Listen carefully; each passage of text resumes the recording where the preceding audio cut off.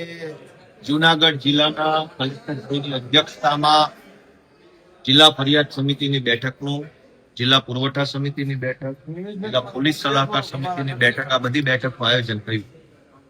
આજની બેઠકમાં મારા તરફથી મુખ્યત્વે 3-4 મુદ્દાઓ હતા. એક, વિસાવદરના કાછિયા નેસથી સાસણ જવાનો જે જંગલનો રસ્તો છે, એ રસ્તાને મોટરેબલ બનાવો, એટલે કે ચાલવા લાયક બનાવો, એટલે કે એની સરફેસ બરાબર કરવી.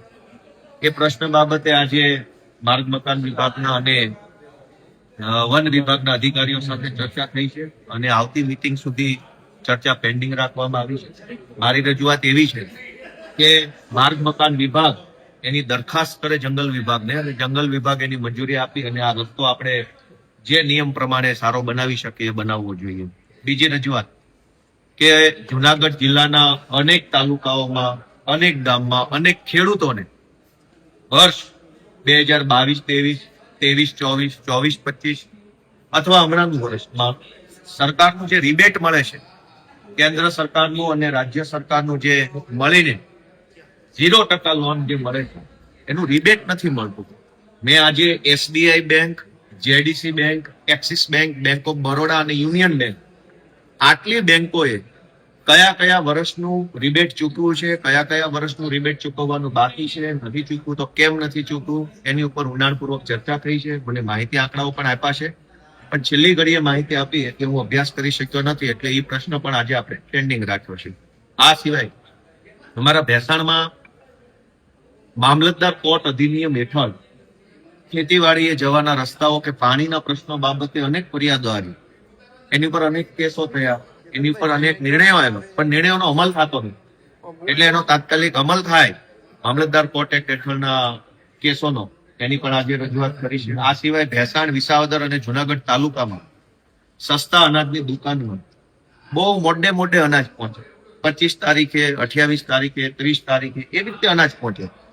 તો મેં આજે રજૂઆત કરી કે કોઈ પણ સંજોગોમાં મોડામાં મોડું 15 તારીખ સુધીમાં અને વહેલામાં વહેલું 10 તારીખ સુધીમાં અનાજ દુકાનદાર સુધી પહોંચે તો 10 તારીખથી લઈને અથવા 15 થી લઈને 25 સુધીમાં વિતરણ થઈ શકે. એટલે સમયસર અનાજ પહોંચતું થાય એ બાબતે પણ આજે ઊંડાણપૂર્વક ચર્ચા થઈ છે.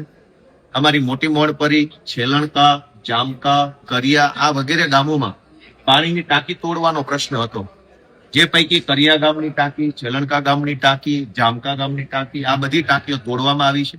મોટી મોડપરીની પાણીની ટાંકી હજી તૂટી નથી 1 વર્ષથી, એ બાબતે આજે પાછી ચર્ચા કરી છે અને પ્રશ્ન પેન્ડિંગ રાખ્યો. વિસાવદરના વતની અને પૂર્વ કેબિનેટ મંત્રી કનુભાઈ ભાલાળાના ગામમાં ગ્રામ પંચાયત છે જ નહીં. છેલ્લા 1 વર્ષથી આ વાતની હું રજૂઆત કરું છું કે વિકાસના નામે મોટી વાતો થાય છે, પણ મંત્રીના ગામમાં ગ્રામ પંચાયત નથી. હવે ગામમાં ગ્રામ પંચાયત નથી, બનાવવા છે વિશ્વગુરુ, તો કેવી રીતે બનશે? ભાઈ, વિશ્વગુરુ બનો વાંધો નથી, પણ ગ્રામ પંચાયત બનાવો સાથે સાથે. આપણે વિશ્વના ગુરુ બની જઈએ અને અમેરિકા કે ઓસ્ટ્રેલિયાના કોઈ નેતા પૂછશે કે તમારા ગામમાં, મંત્રીની ગામમાં ગ્રામ પંચાયત નથી, તો આપણે વિશ્વગુરુ તરીકે શું વિશ્વને જવાબ આપશું? એટલે વિશ્વગુરુની સાથે સાથે ગ્રામ પંચાયત પણ કાલાવડ ગામમાં બને. આ સિવાય લીમદ્રામાં, મોણિયામાં, ઈસાપુરમાં, ગોરવિયાળીમાં, અમારા ઢોળવામાં, આ બધા ગામોમાં ગ્રામ પંચાયતનું મકાન નથી, તો વિશ્વગુરુની સાથે સાથે ગ્રામ પંચાયત પણ બને એવી લાગણી મેં આજે વ્યક્ત કરી છે.